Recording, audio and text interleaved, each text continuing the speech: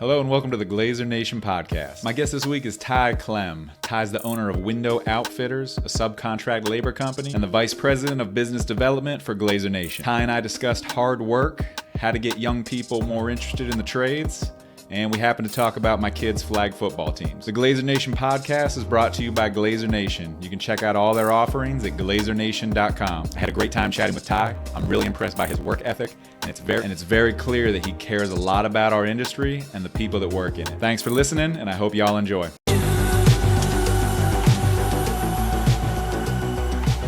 That's tough having the first game with that little practice. For their age groups, it doesn't really matter. I thought it was great. My 6U boy at practice. So this coach decided to run a scrimmage against another coach that was there. And my boys' team, it's the 6U Eagles. They ran, I don't know, maybe it was 10 plays, right? They weren't doing like 4 and turnover. They just did 10 plays on offense, and they ran the ball all 10 times. You know, whether it was a handoff or reverse, whatever. So the Chiefs, they switch sides, and I guess the Chiefs are going to run 10 plays, whatever they do. And they maybe ran 4, 5, 6 running plays, and then they ran a pass play.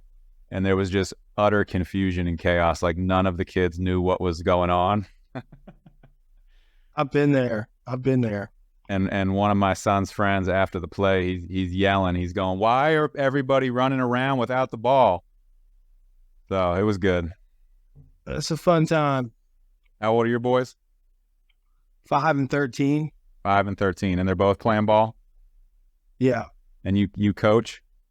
I coach baseball, basketball, and football up to school ball. So my 13-year-old just went into school ball, and now I'm starting over with the 5-year-old with flag this year. So what's the biggest lesson you learned from coaching your kids? Making sure they have fun. Because if they're not having fun, they don't want to do it. Yeah, I think that's absolutely right. Especially sub 12, right? Like, or 10, or I don't know what the magic number is, but with my boys at 4, 5, 6, 7, it's like we can get the fundamentals later and we can get those reps. Like, now it's about fun. It's about being with your friends. It's about the snack you get afterwards. And I feel once we kind of trick them into loving the game for the fun, then they'll take on the work ethic themselves. That's my philosophy. Absolutely. They got to have fun first, or they're not going to want to do it later. So no one tuned in here to hear about my kids' flag football. Ty, give us a quick snapshot of who you are. First, I'm a big follower of Jesus, father, husband, owner of Window Outfitters, subcontract labor company, vice president of Glazier Nation Business Development. That's about it. Now, you weren't always the president, vice president. You didn't always have these titles. You kind of started from the bottom. How'd you get into the glazing industry? Well, I started at $9 an hour down in Dallas, Texas. Left everything and everybody I knew, moved from Arkansas. Luckily, I had the Obi-Wan of glass, Rob Kurtz, teach me, a skilled trade. Taught me my work ethic, and that's really got me where I am today. So you called him the Obi-Wan. Is that a Star Wars reference? Yeah, I'm a Jedi. Is that okay? Is that to his glazing skill? Oh yeah, we live stuff with our mind. So I don't know where I'd rank on that. Before I hit record, I told you that I was a shit glazer. It didn't take long for me to want to work in the office. I wasn't very good at it. So where would that put me? Padawan maybe. I like it. So you worked your way up. We're just talking about youth sports and developing that work ethic. I know you also played college ball, so you've had the work ethic. You obviously applied that starting at $9 an hour, moving up the chain, starting your own company. Why don't people work hard anymore? Well, they do. We noticed in our ranks. There's there's just this gap right now between the employer and the company owner that there's a wall there that just needs to come down. You've got to get in there and you have to work hard from the beginning to stand out. You just have to. If there's 100 Glazers out there and you're just in the mix and you're just following routine, you're not going to stand out. You've got to do better. You've got to outwork everybody. Bookmark there real quick. You mentioned a barrier. So the employee has to stand out. What's maybe keeping them from doing that at the get-go? You've got to start people out at a livable wage. And as a Glazer coming up in the last 18, 20 years, I've seen it all. You've got companies that will try to start somebody, as low as possible to get their numbers up. But you have to show the employee that you care about them and that you want them to succeed with you. And so it's at the beginning. It's a two-way street. The guy starting out, he's got to work hard. He's got to show the employer that he's there to learn and he wants to move up the chain. If you start somebody as low as you can to where they just can't make it from the start, they're not happy, right out the gate. So they're not happy to be there. So first opportunity they get somewhere else, they're going to take it. Yeah. And so starting at a rate that's not reasonable, not only do you have lots of competition of people that are trying to hire bodies, right? But you start them there. You mentioned they're going to start with an attitude matching their wage. If you have a low wage, you're going to start with a low effort, right? Absolutely. And then I think if you try to talk to that person about possibilities, looking forward, there's too many hurdles to jump to get to where they want to be that it almost feels impossible. Whereas maybe you remove some of those hurdles and now the light at the end of the tunnel is much, much more visible. The carrot on the stick's much more visible, right? So I agree. Two-way street. Employer can give a little, employees got to give a lot, and if we meet in the middle, I think that works. Absolutely. You got to stand out. Is that an approach you've taken with window outfitters? It's really an approach I've taken my whole life with going back to sports. You can be the mediocre guy or you can be all state, all conference. It's the effort doesn't stop when you clock out. And that's something Rob Kurtz taught me. Just because I clocked out at 3, 5 o'clock, doesn't mean it's time to quit trying to better yourself in this industry. If you're not at the table every night, I can't count how many nights me and him were just pounding knowledge and the right install and stuff into my head, what we need to do. If you think that you're done at 3 o'clock, you're not trying to be the best you can at what you're doing. So from now being an employer, and you employ a pretty large number of people, the philosophy of the employer also breaking down that barrier, you're working that way too? Absolutely. I did something a little different. Maybe a lot of businessmen would say it's not the brightest strategy, but I went ahead and started Glazers off, at a respectable, livable wage, because I want them to know that we care about them. We want to show them that, hey, the ball's in your court. We're providing you with a great career, skilled trade to learn. We're providing you with an hourly amount, pay your bills, pay some, for your kids after you pay all your bills. And we left it up to them to move up and grow in the ladder, Now it's up to you. Show me what you got. Absolutely. I think that's probably one part of this answer, but how do we get more people specifically, this is the Glazier Nation podcast. We're talking about Glazers, but how do we get more young people interested in trades? We've got to show them the real value of it. We just have so many people in this country pushing college down our youth's throat. And they're pursuing degrees that when they get done with it, it's just not producing anything. When, a lot of these diplomas don't add up to what a skilled trade would bring in. Yeah. Skilled trades are very important in this country. And we've got to show the kids that, hey, it's just as important as college. Yeah, I think my philosophy on college has changed, and it continues to change. I went to college, but I'm not sure it was the correct choice. But I don't know if we didn't have as many options that I would say that we have now. So what I mean is, we had basically college or like trades was it.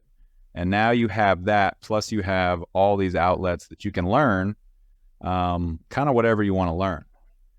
But all those outlets can be combined with trades, right? So like instead of taking that debt and working towards that degree, you can work in trades and you can pay for, even if you pay for college through the trade, you can do that. Or you can pay for certification or like master classes. And, I'm doing glazing, but I want to learn more about running a company.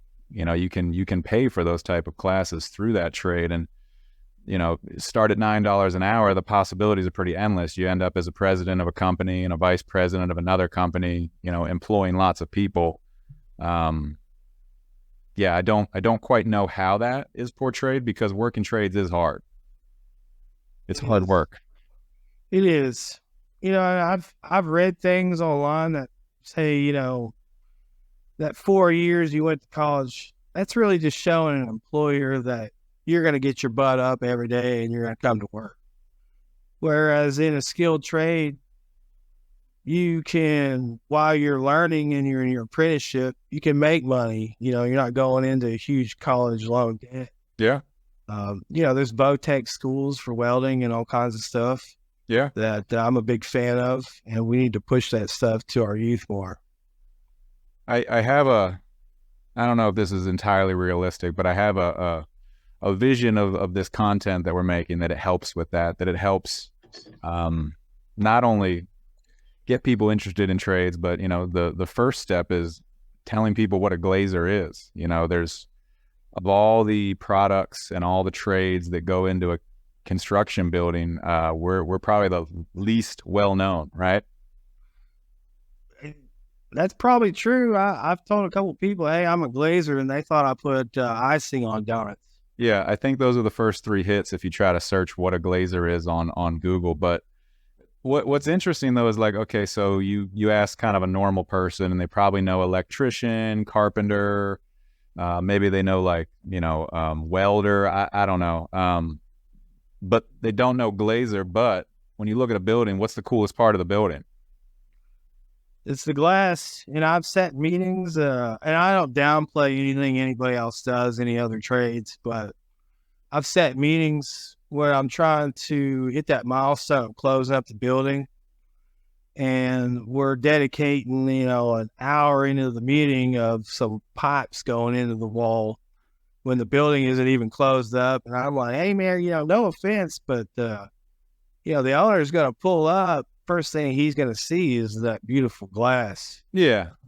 They're not concerned. I'm not saying they're not concerned, but when they walk in there and they turn the sink on, the water comes out. Great. But the glass is the most beautiful part of a building. And when you're driving downtown and you see all these buildings, that's what you notice.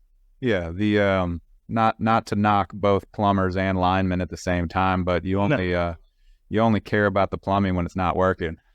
That's true. Yeah. You only know about a lineman when he missed a block. Glass is such a beautiful trade. It is. We're tying into the facade, the structure, and we got to keep the elements out of the building. Yeah.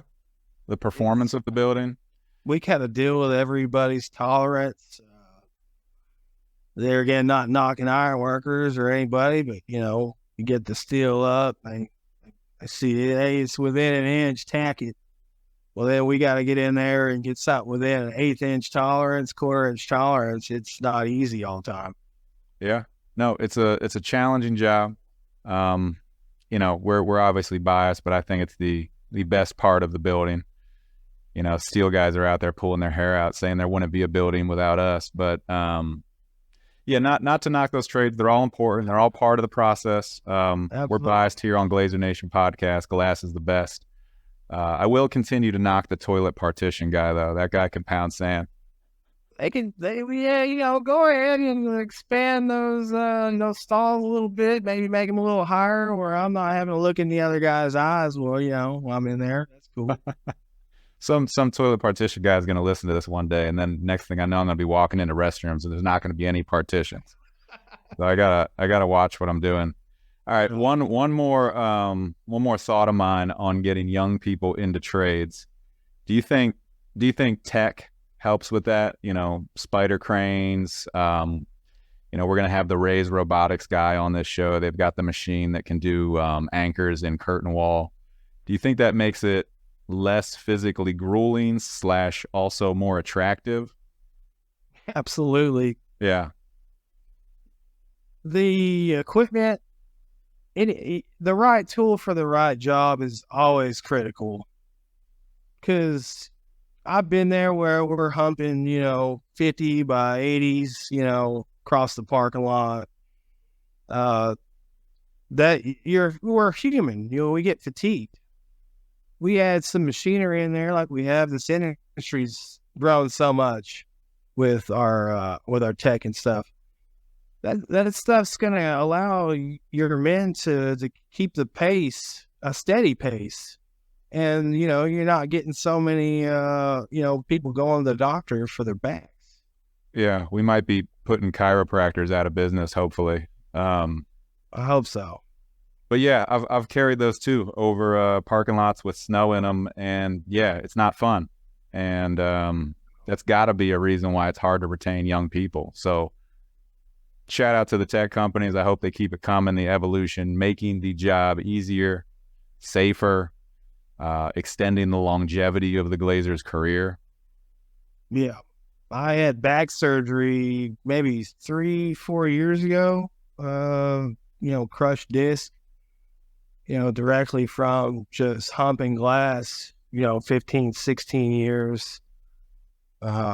It affects your body. So when we can bring in equipment and cranes to show that, hey, we care about the worker, and we want to make sure that they're healthy.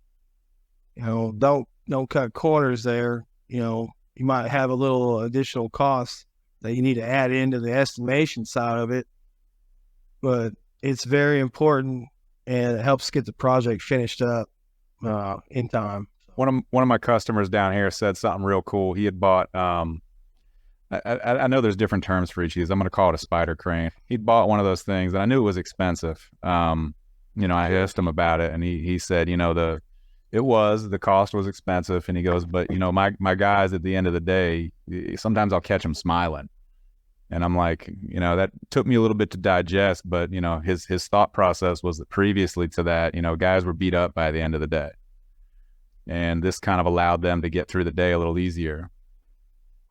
Man, I've seen it where we'll send out 10 to 15 guys for a unit just to get this thing put up in the hole, when you could have rented you or bought you a piece of equipment, sent out 4 guys. So you got to add in the cost of the equipment and the labor, and everybody knows this, but it really makes a difference. When you can send out 4 guys and a piece of equipment for a unit that size, and it slowly sets it in the hole for you, and everybody's healthy and happy,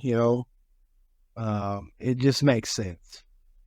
So you mentioned one thing with window outfitters, that other business people may not have agreed with, where you started people at maybe a higher rate than normal?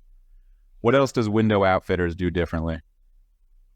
So we're really not that different from Matt Day's original vision for this industry, which he had a long time ago. We just took what he had mapped out for us and ran with it.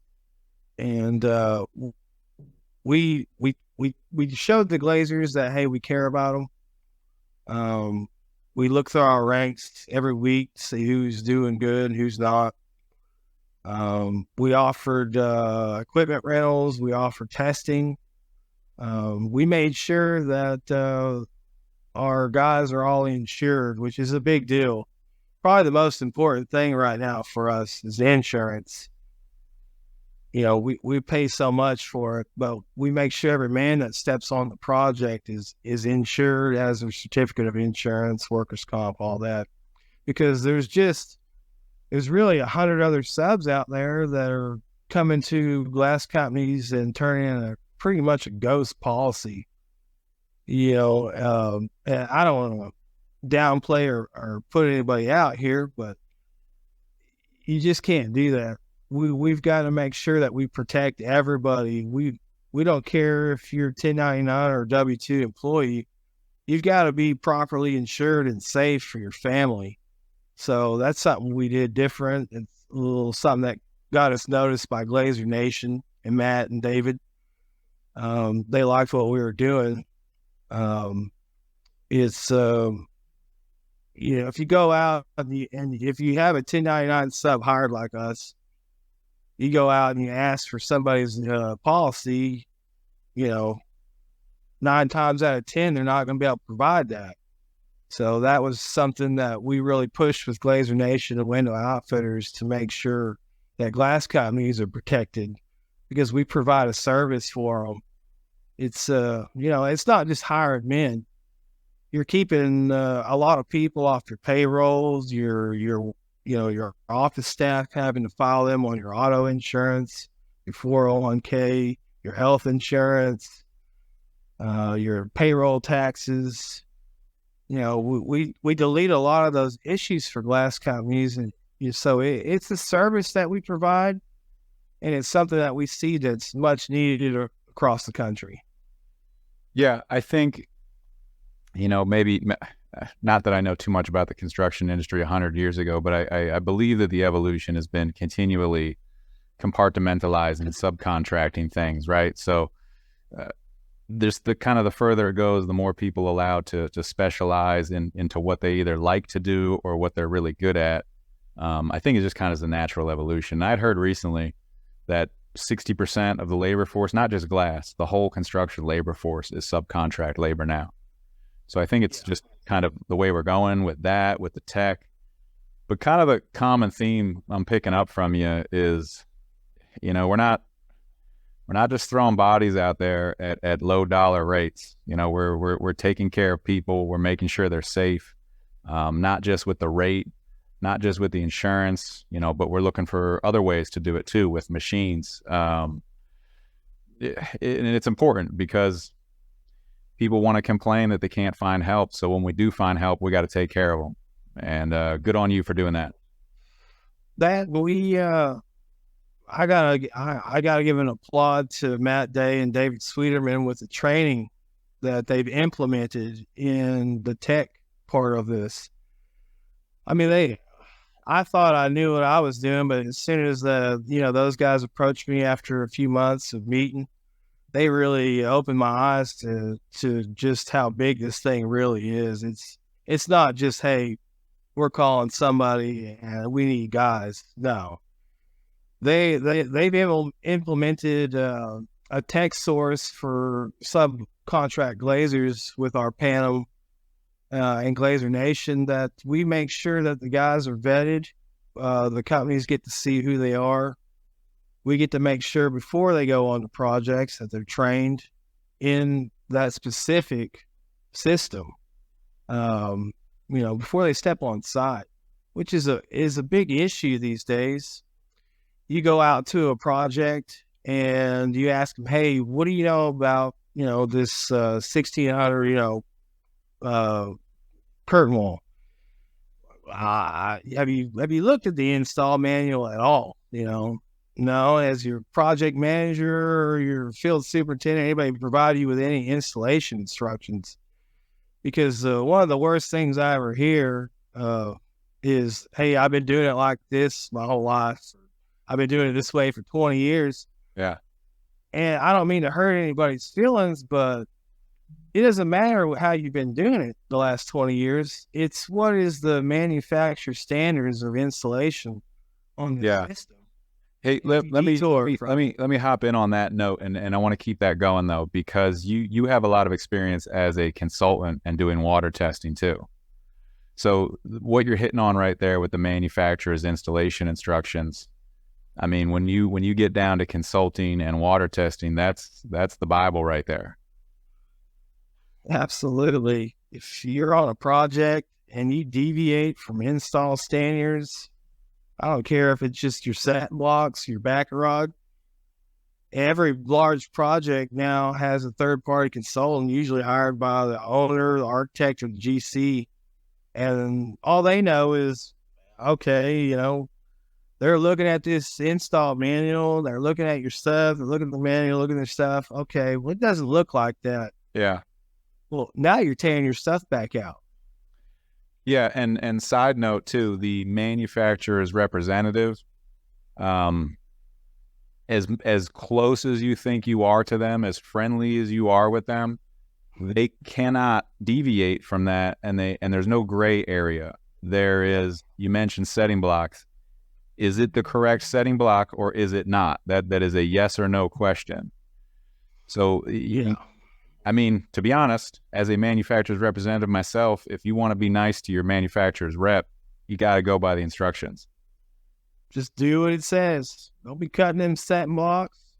So, don't be cutting corners. We'll tie that into just an umbrella of education, right?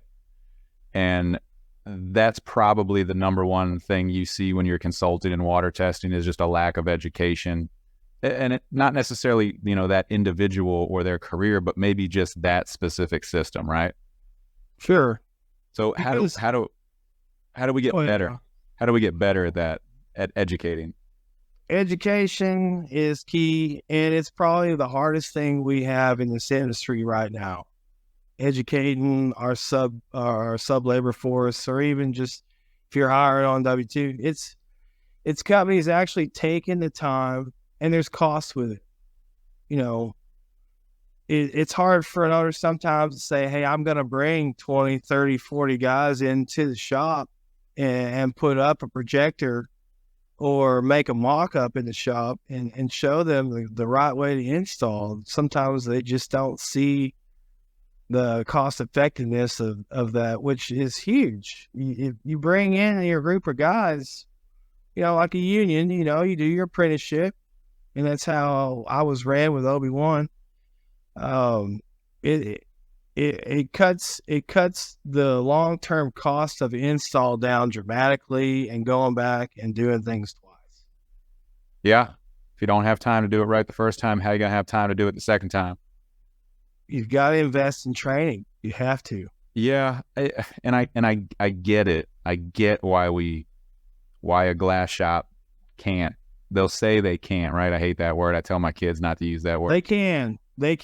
Yeah, we're Americans. We're not Americans. Take the time, bring your boys in. On-site training, nothing more important. But when you're humping it and you're going and you're trying to meet the deadline and the count for the day, yeah, on glass set, frames installed, linear footage of caulking.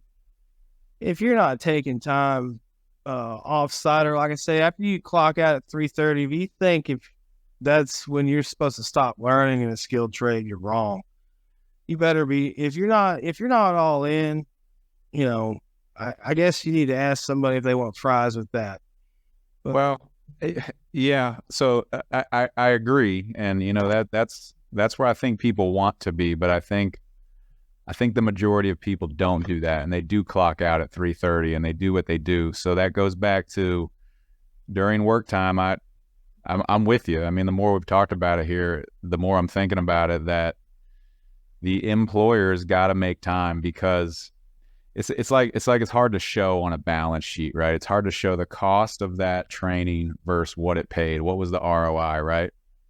Sure. But avoiding that project where we're water testing 6 times and we're ripping frames out, that's number one. But number two is just, if your guys are trained and they're doing it right and you're never having those issues, that reputation is going to start building dollars for you, making dollars for you. Absolutely. If you're one of those companies, local, wherever, that the GCs are just, hey man, every time these guys put something in, it leaks, or a third-party consultant, hits their install, you build that reputation. Training, there's nothing more important. Yeah, and I think, I guess after 2000, 2009, 2010, a lot of us were trying to be cheap, right? Sure. But I think we've come full circle that, at least in my market, and Florida's booming down here, but I think most GCs have come around that, that low bid is not the one they want. No, and if you're one of those glass companies that goes out and produces to the very end through every problem, and you got a watertight job, just because you're a little higher doesn't mean that they're not going to take you. I don't ever want to be the lowest bid. Yeah, I mean, I try to give people real world examples about that, right? Like you go to buy a pair of shoes, depending on what you're buying them for. Are you buying the cheapest pair? I don't. But do I buy the most expensive pair? No, I don't do that either. No. You get 3 bids. Yeah, you get 3 bids for somebody to go do something on your home. That low bid might sound attractive, but you know that it's not worth it. No. We're dealing with that right now. Me, Matt, David, we're working with a project coming up, and we're trying to make them understand that you pay for what you get. Yeah, that goes beyond the glass industry. It goes beyond construction. Well, hey, Ty, that's all I really had for you, man. Did you want to throw anything else out there? I want to hit on, it absolutely matters on hard work. You've got to stand out. If what you're doing every day is just getting you by week to week, you're not in it to win it. You're not in it to be the best you can. A skilled trade like glazing, it's a beautiful trade. It's worth the time. You can make a good living. You can support your family. You can be proud when you drive through that city you live in and say, I did that. You got to stand out. And that's just something that I took very important, starting this and being a glazer. I wouldn't be here if I didn't work the way I did and got noticed from every state that I've moved around in doing glass, chasing that dollar. When the 2008 crash happened, Texas kind of fell off, went up to Oklahoma City. Oklahoma's kind of stayed booming during that recession. Everywhere I went, they would say, hey, we're going to let, all these people go, but we're going to keep you on, man, because you're a worker. Yeah. And it really matters. It just does. Yeah. I think one thing you mentioned there is being proud of your work. Anyone else that is a generational glass guy, I find it hilarious, at least, that my dad used to annoy me doing that, right? And now I do it with my kids. So I've come full circle on that one. But yeah.